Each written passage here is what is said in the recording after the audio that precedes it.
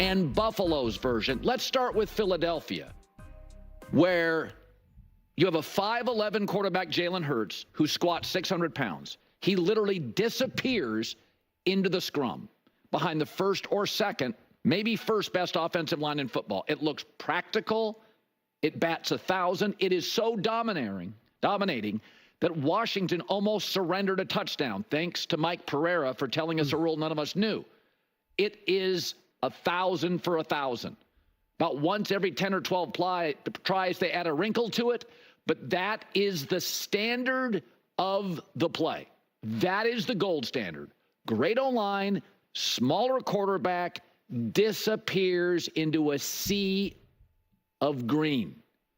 Now let's look at Buffalo's, which went 2 for 6 if you count 2-point conversions. It's a 6'7 quarterback who jumps into the air, making himself a piñata. Half the time it looks like he wants to pitch it back. It feels like 30% of the time he's close to fumbling.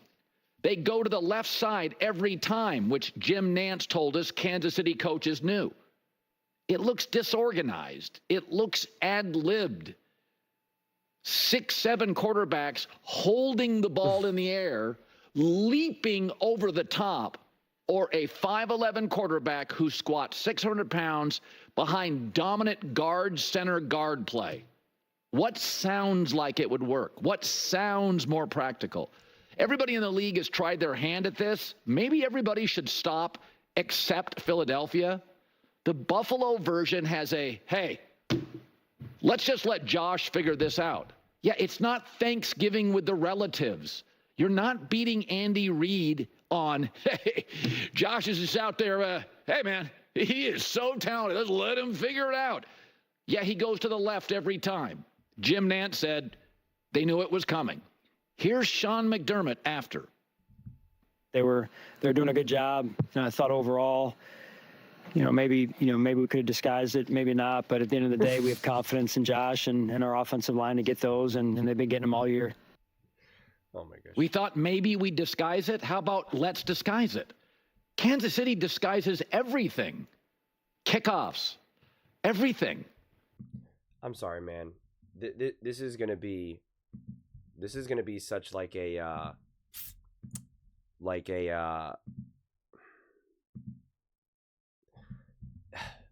more short-sighted, a hot take, which you guys know I don't do, but I'll just run with it. My initial, and I don't necessarily agree with this, but my initial feeling is just like, fire everyone. Seriously, it's just like, fire everyone. What are you saying? What are you even doing here? Seriously, like, fire everyone. Because it really is a joke. It is just like, oh, maybe we could have disguised this, that. Please tell me. First off, all year we heard about how amazing the O-line is for the Buffalo Bills. We know they have a great O-line. Okay? We know Josh Allen is a monster. An absolute monster. And right, it was just kind of like, oh, hey, we believe in Josh. We're just going to trust Josh to be able to get it done. And it's like, dude, it's Josh versus the entire defensive line. When the Philadelphia Eagles do it, first off, their O-line knows what to do. They have other people around him to help push him through. They have a whole plan. The Buffalo Bills just call a hike and say, please, Josh, please, please, please, please, please. Please, please, please, please, please, please, please. Oh, man. It's just absurd. And that's who the Buffalo Bills are. That's who the Buffalo Bills are. They constantly leave Josh Allen on an island. And like Colin said, and I said in my Kansas City Chiefs video, you never know what play the Chiefs are going to run in a big moment. You never know. Even the Philadelphia Eagles, you don't know. Big fourth down. It was like, oh, they're going to give it to Saquon? Nope. Jalen Hurts throws the ball down the line to A.J. Brown for a massive conversion that leads to a touchdown. Because you actually have like imaginative play calling. Where was that for the Buffalo Bills? And again, we talk about Sean McDermott. Yeah, the Buffalo Bills were dealing with some injuries. I get it.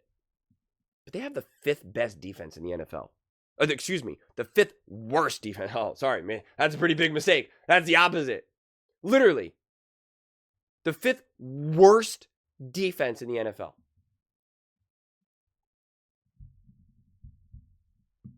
Here it is. Congratulations.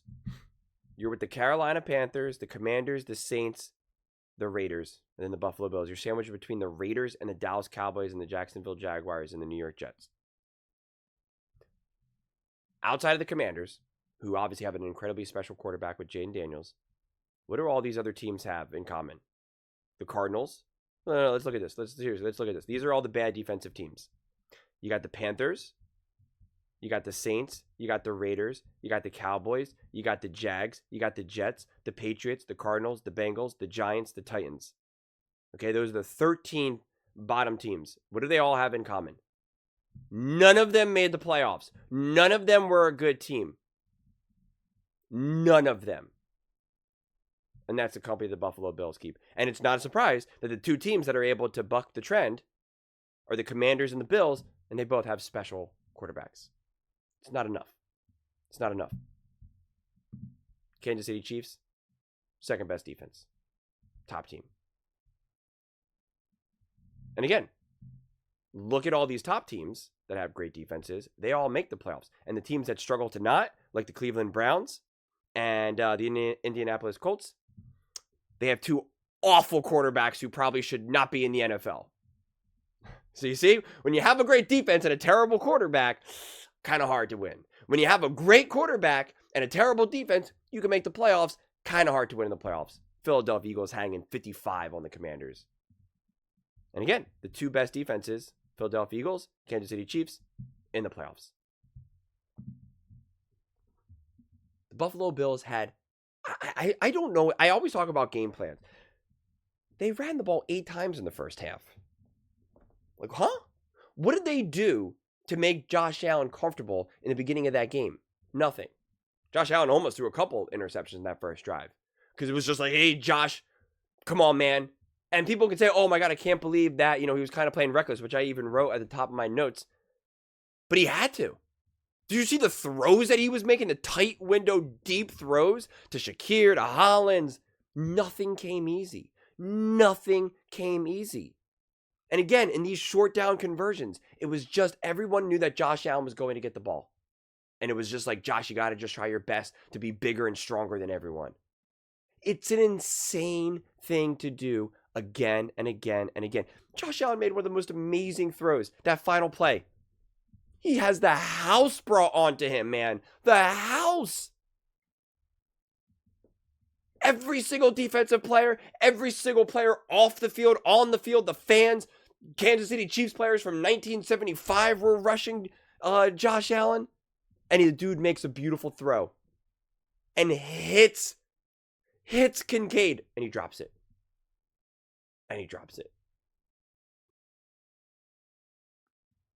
This team consistently fails Josh Allen. Consistently. You got to feel for him, man. You got to feel for him. The dude does everything he can. Everything he can. And just nothing comes easy. Nothing comes easy. And the defense cannot get a stop in any big key moments. I think the Bills made one big play for Josh, and that was Cook with that touchdown. When he was like about to go down and, you know, he was able to use his hand to kind of lift him up. I think that was like the one play. But everything else is just like, Josh, please, please, please. And it is. It's like backyard football, playing with a bunch of kids, where they're just hoping that he'll be able to muscle his way through because he's literally just bigger and taller than everyone. And it's like, dude, that's not how you win. Go watch the Philadelphia Eagles game. And seriously, I'm telling you, Buffalo Bills fans, go watch the highlights. See the intentionality. See the imagination that the Philadelphia Eagles had. And ask yourself, why did we not do that? Why does Fangio look like he has a better defensive attack than we do? Why does Kellen Moore look like he has more interesting play calls than we do? Ask yourself that. Why is it that the Philadelphia Eagles looked more composed and ready for the moment than we do? Why did the Philadelphia Eagles play better in the Super Bowl against the Kansas City Chiefs, in the literal Super Bowl, than we do in an AFC Championship game? It shouldn't be that way. It really shouldn't. We know quarterback is king. And Josh Allen is an absolute monster. Josh Allen made some of the most unbelievable throws that I saw yesterday. Unbelievable. Nothing was ever easy for him. Nothing was ever easy for him. Patrick Mahomes made some awesome plays as well. He also had a lot of layups that were just given to him. Josh Allen never gets that. Again, short yardage gain, gotta have it conversion. Did the Kansas City Chiefs ever just say, come on, Mahomes, please just find a way through? No. You had a moment where you were like, I have no idea what the Chiefs are going to do here. Oh, it's 4th and short, 3rd and short. I have no idea. Are they going to throw? Are they going to run? Is Mahomes going to keep? Is it going to be Pacheco? Is it going to be Hunt? You had no idea. Truly, you had no idea. Every time the Buffalo Bills had the ball in a big moment, you just knew. Even Romo, oh, Josh Allen's going to keep it. Oh, Josh Allen's going to have it.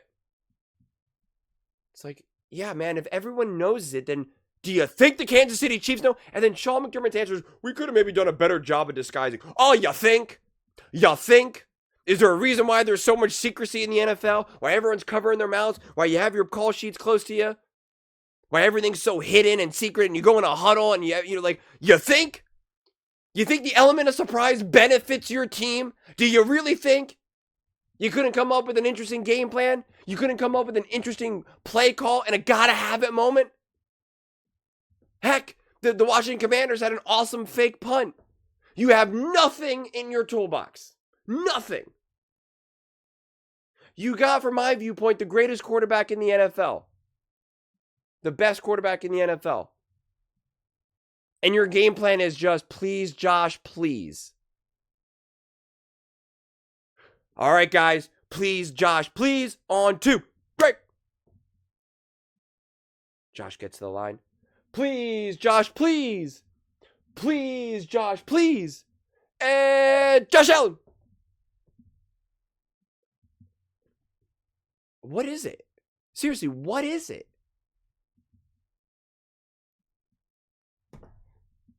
Watch the Philadelphia Eagles use Jalen Hurts' mobility in ways that keeps the defense guessing. Where it's like, is Saquon going to have it? Is Jalen Hurts going to keep it? Is Jalen Hurts going to keep it and run, keep it and throw? You truly have no idea. You truly have no idea. Do you ever not know what the Buffalo Bills are going to do? Do you ever sit back and go, whoa, that was a play, man. Wow. No, you don't. Especially in the gotta have it moments. And that's all in the Buffalo Bills, man. It's an organizational loss. An organizational loss. Having a bottom 5 defense, indefensible. When your head coach is a defensive head coach. It's indefensible. Indefensible. Having Josh Allen and just have him just be like, hey, please try to get through. And that's the game plan. Indefensible. Absolutely indefensible. It's indefensible.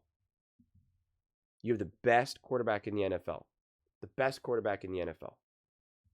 You do not watch that game and say, oh, Patrick Mahomes is just so much better. That's why they won.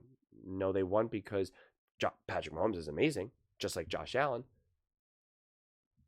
But the coaching is better. The execution is better. The Kansas City Chiefs players made plays. The Buffalo Bills players did not. Spags and Andy Reid had a game plan. Sean McDermott and Brady did not.